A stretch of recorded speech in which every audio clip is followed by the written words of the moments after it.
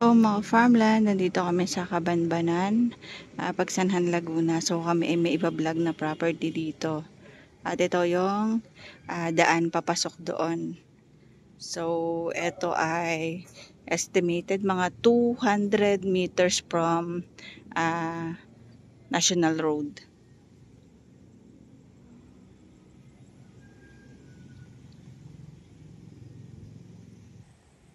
Ayan, so ayan yung kapaligiran dito sa papunta sa property.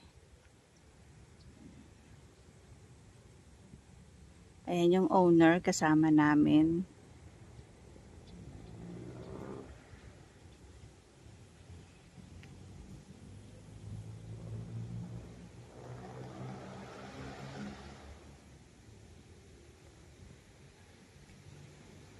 Then ang highway is sa kabila lang dyan yung National Road.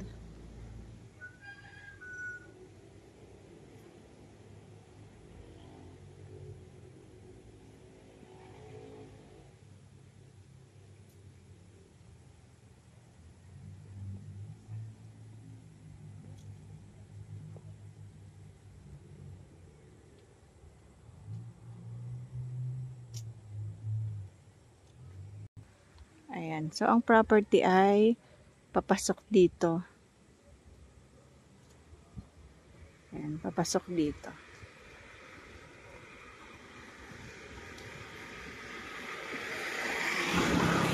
So meron siyang right of way. Ito ay malapit po dito sa subdivision ng Terra Nova.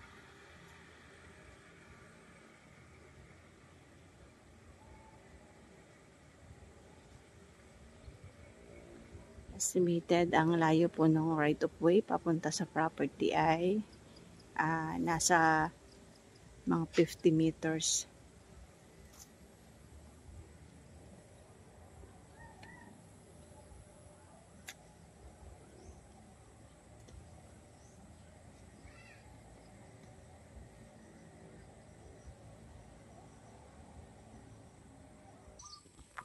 So, mga farmland, papasok po dito yung property at yan po ay may right of way. So, it's either po kung saan po kakabig para po mapalawak yung papunta sa property. Kasi yung property, ayun lang siya. Ayun sa may poste. Ayan, doon sa may mga tao doon sa may poste. Yun lang po yung property na ipinagbibili. So, ito yung kapaligiran dito sa property.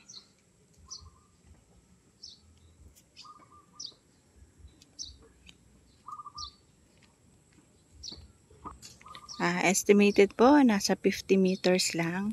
And then, nandun na sa pinaka bukana ng property. Yan po ay 6,059 square meters. Mga farmland, tax deck ang property pero updated tax at buhay pa po yung nakapangalan sa tax deck. So yan po ay ready for titling. So ito po ay located po sa Barangay Cabanbanan at nandito po sa may Terra Nova Homes.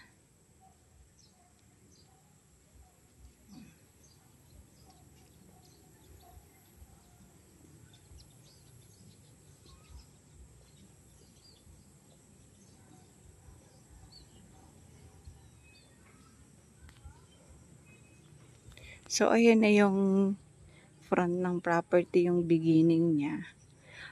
Estimated po nito mga 5 minutes from Aresa Mall, doon sa may gagawing SM. So ayan yung seller at andito po yung muhon niya. So ang property ay ito. Yan.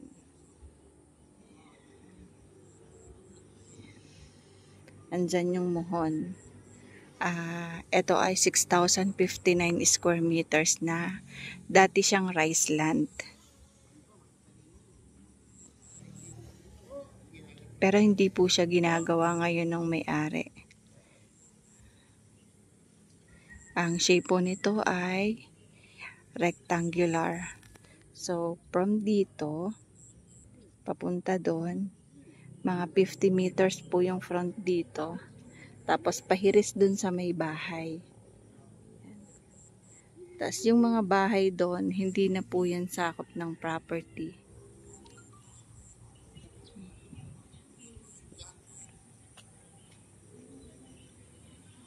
Yan. Hindi na po sakop ng property yung mga bahay doon. Yan. Ma'am Joy. Oh. Yan. So, straight siya sa side dito. Tapos straight din doon. Tapos liko siya lang konti. Iiwasan yung sa may bahay kasi hindi na po sakop yung isang bahay na yan. So, then straight ulit doon. Tapos, merong isang pitak na palayan doon na hindi na included dito sa ipinagbibili na property.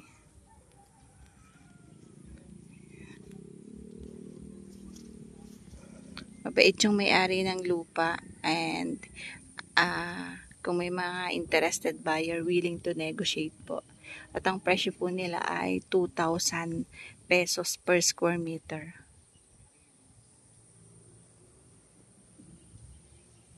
Ayan. Ito po yung Karatig. So, ayan po yung Terra Nova Homes. Ito po ay may linya ng kuryente. May linya ng tubig. Ayan. Ay, yan may linya ng kuryente. Tapos may linya din ng tubig. Sorry, nagkamali po. Nagkabaligtad.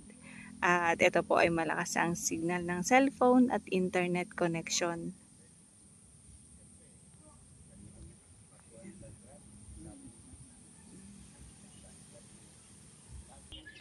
Ayan. Ito yung kabilang side ng property. So, meron siyang irrigation.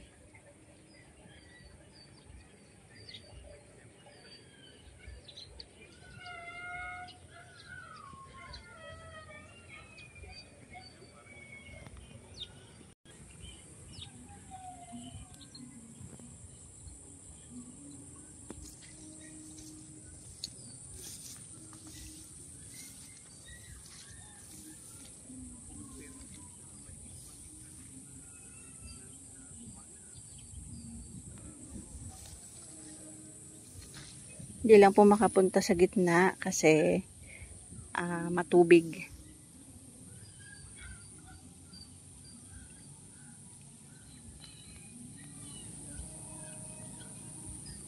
Yan. Maraming magagandang bahay dito sa may area mga ka-farmland.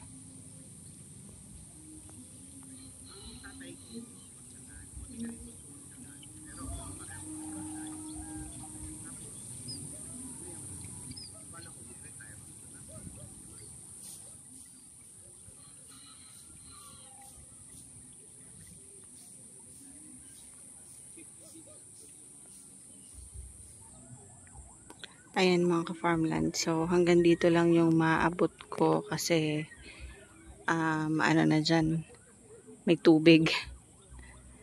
Itong bahay na ito hindi po yan sakop sa property.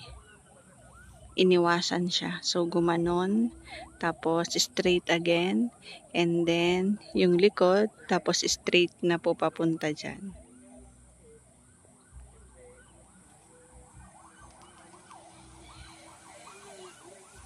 Ayan, so inuulit ko mga farmland. Ito po ay located dito sa barangay ng Kabanbanan, Pagsanhan, Laguna. 5 minutes travel from Aresa Mall. At ilang meters lang po ito from sa National Road. Mga 200 meters po nandito na sa property. With right of way mga ka-farmland. At ang presyo po nito ay 2,000 pesos per square meter. Tax declaration po, ready for titling. Buhay po yung nakapangalan sa tax deck at ayan nga po si seller. So, paano mga farmland? Bye-bye po. See you for the next videos. God bless po sa ating lahat. Bye-bye.